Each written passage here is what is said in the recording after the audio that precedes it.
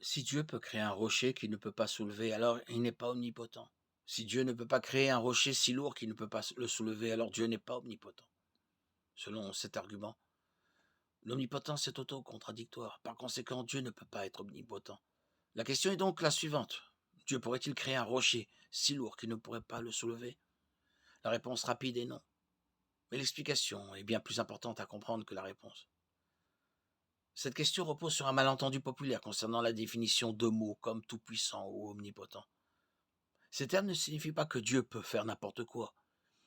Ils décrivent plutôt la quantité de pouvoir de Dieu. Le pouvoir est la capacité à effectuer un changement, de faire en sorte que quelque chose se produise. La Bible affirme que Dieu, étant illimité, a un pouvoir illimité. Apocalypse 4, 8, Corinthiens 6, 18. Par conséquent, Dieu peut faire tout ce qu'il est possible de faire. Dieu ne peut cependant pas faire ce qui est réellement impossible. En effet, l'impossibilité absolue ne repose pas sur la quantité de pouvoir dont on dispose, mais sur ce qui est réellement possible.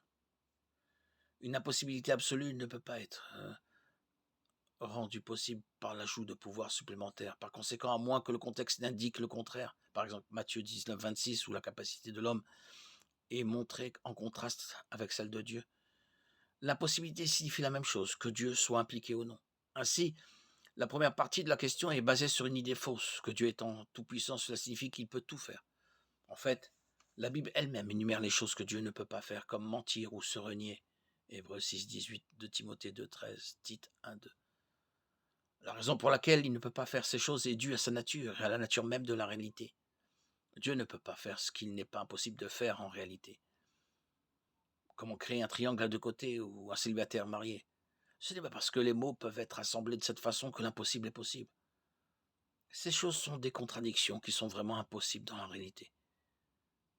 Mais maintenant, qu'en est-il de ce rocher? Il faudrait qu'un rocher soit infiniment grand pour vaincre une puissance de levage infinie. Mais un rocher infini est une contradiction puisque les objets matériels ne peuvent être infinis. Seul Dieu est infini. Il ne peut y avoir deux infinis. La question est donc en fait de savoir si Dieu peut créer une contradiction. Il n'en est pas capable.